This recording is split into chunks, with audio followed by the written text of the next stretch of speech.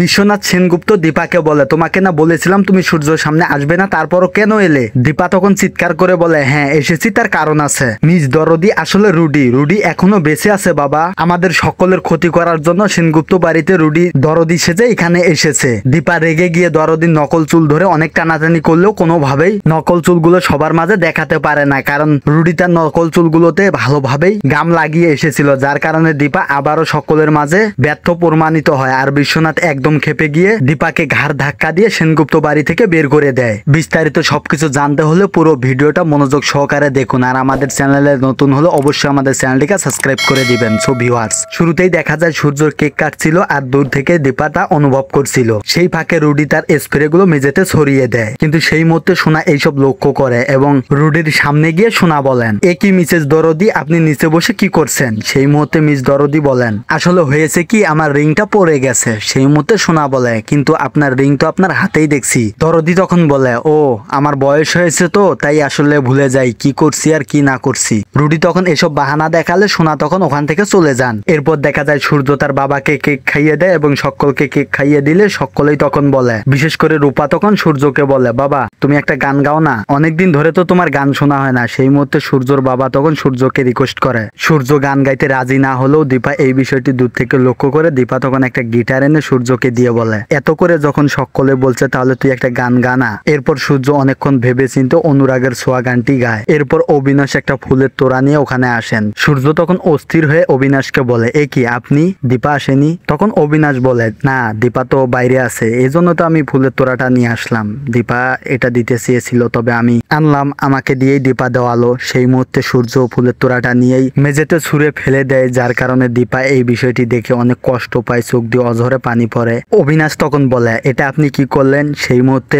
এটা যদি দীপারই হয়ে থাকে আমি দীপার হাত থেকে নিব, অন্য কারো হাত থেকে নয়। এখন তো দীপা আসলে এই পার্টিটা হবে, নয়তো পার্টি একদম বন্ধ। সেই মুহূর্তে সোনা রেগে গিয়ে সূর্যকে বলে, এই দীপা দীপা দীপা বাবা তুমি। সূর্য তখন রেগে গিয়ে বলে, একটি কথাও নয়, এই পার্টি এখানে বন্ধ। এরপর সূর্য ওখানকার গেস্ট গুলোকেও বলে, আপনারা এখানে কি করছেন এখনো?